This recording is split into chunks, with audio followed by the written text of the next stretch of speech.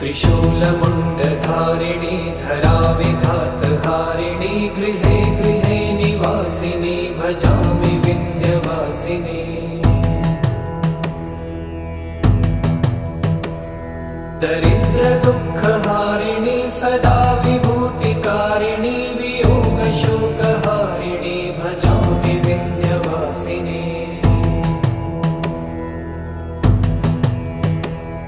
लसत्सुलोललोचनं लतासनं वरप्रदं कपालशूलधारिणी भजामि Vindhyavasini.